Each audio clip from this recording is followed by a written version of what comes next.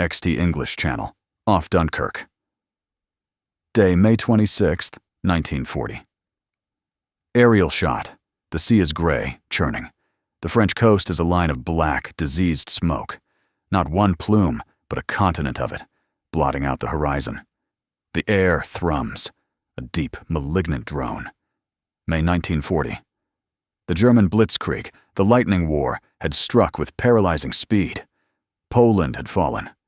Norway and Denmark occupied. Now, France, the great power, was shattered. Her mighty Maginot Line, a concrete illusion, bypassed and rendered useless. And here, on the beaches of Dunkirk, the British Expeditionary Force and what remained of the French army were trapped, encircled. 400,000 men pressed against the cold sea, with the German war machine poised for the final crushing blow. Close on, the beach, a chaos of shattered discipline. Men, hollow-eyed and grim, wade into the surf. They clutch rifles, some without. The sand is a graveyard of abandoned lorries, field guns tilting at sick angles. Overhead, the shriek of Stuka dive bombers. The earth shudders with each impact. Geysers of sand and water erupt. A destroyer, hit amidships, lists violently, flames licking its gray flank. Sergeant Tom Harris, 30S, soot-streaked face, shoves a young private Jimmy behind a burnt-out hole. Harris, keep your head down, lad. They're fishing in a barrel. Jimmy, where's the bloody Navy, Sarge? Before Harris can answer, another ear-splitting scream. A Stuka peels away. A bomb walks up the beach towards them. The world dissolves into noise and flying earth. The order had come from London. Evacuate. Operation Dynamo. A retreat to fight another day. But how? The deep-water piers were gone, bombed to splinters. The big ships couldn't get close. The water was too shallow. An impossible task. 338,000 men to lift from the jaws of the beast, with the Luftwaffe ruling the skies and German panzers a mere 10 miles inland, pausing only by a fateful order from Hitler himself. Entwand. Admiralty War Rooms, London. Night. A map room, thick with cigar smoke and despair. Admiral Bertram Ramsay stands, shoulders bowed, before the War Cabinet. The PM, Winston Churchill, glowers, his bulldog face etched with the weight of the world. Ramsay. We estimate. We might save 45,000, Prime Minister. If we're blessed. A stunned silence. 45,000. A fraction of the army. The professional corps, gone. Britain, defenseless. Churchill, fists clenched on the map table. Unacceptable. We must get them all. Ramsay. The harbor is destroyed. The approaches are mined. We have not the ships, sir. It is a mathematical impossibility. Churchill turns, his gaze finding a junior officer. Churchill. What of the shallow draft vessels? The pleasure steamers? The fishing boats? The little ships? Officer-civilian craft, sir? Untested. Unarmored. It would be a slaughter. Churchill's eyes blaze. This is not a military calculation.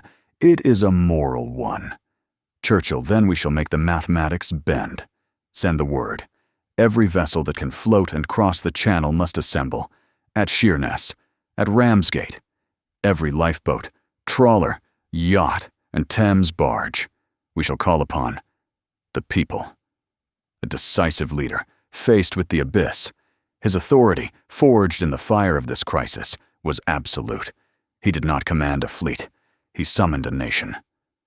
Montage, set to a soaring, desperate score. Exterior Thames estuary. Dawn, a motley fleet gathers. The paddle steamer Medway Queen. Dozens of fishing trawlers like the Jacinta. Sleek private yachts. Mud-smeared river barges. On their decks stand not sailors, but bankers, mechanics, teachers, and boys. Their faces are pale, determined. EXT Ramsgate docks, day. A naval officer addresses a crowd of civilian skippers. Naval officer. You will have no escort. You will be bombed and strafed. Your charts are for rivers, not war zones. Your job is to ferry men from the beach to the destroyers waiting offshore. Any questions?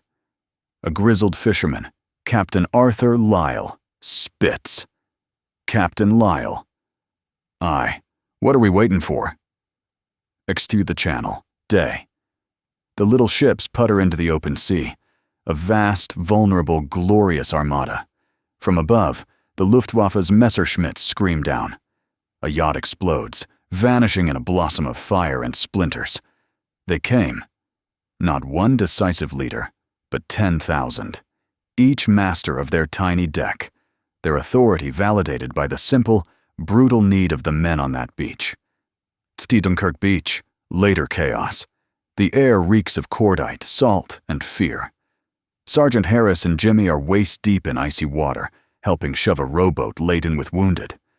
Suddenly, a new sound. A puttering, chugging chorus. From the haze they emerge. A river barge, guided by a man in a tweed cap. A lifeboat from Southend, oars pulling in ragged unison. Jimmy, staring, disbelieving.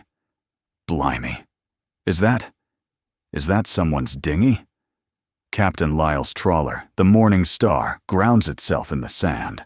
Lyle leans over the gunwale, a pipe clamped in his teeth.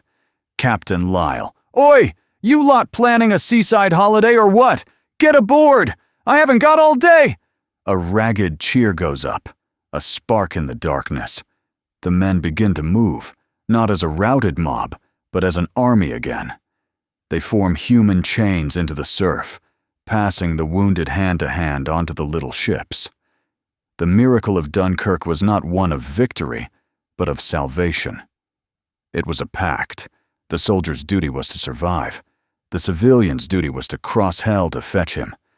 For 8 days and nights, the dance continued under the bombs. Exterior.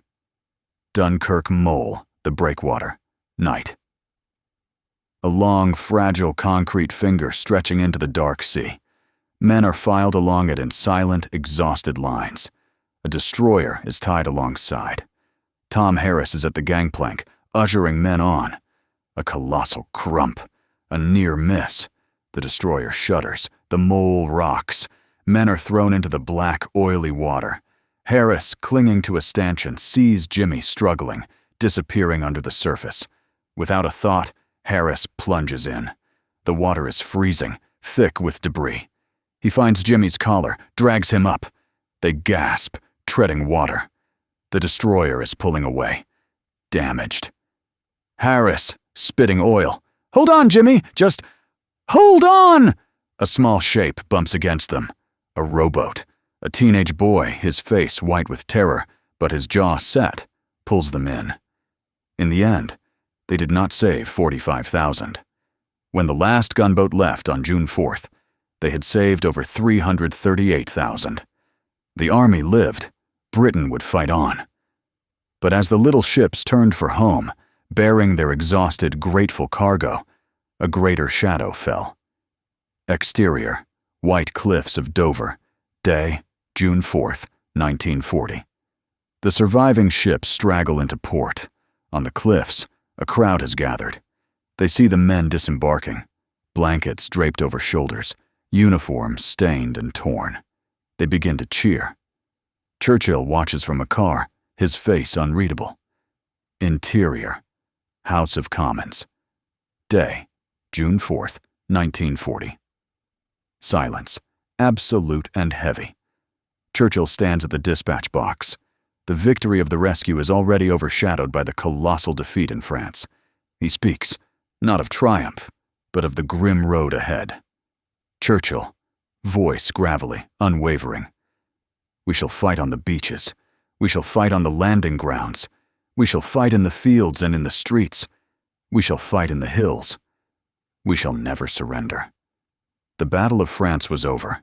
The Battle of Britain was about to begin. The Luftwaffe's bombers would soon darken the skies over London, seeking to break the nation's will in the Blitz.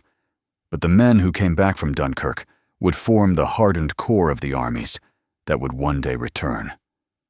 The little ships had bought, with sheer, stubborn courage, the most precious commodity of war, time. But across the Atlantic, a giant slept. And in the east, Hitler's gaze turned with naked greed toward the vast, sprawling lands of his erstwhile ally, Joseph Stalin.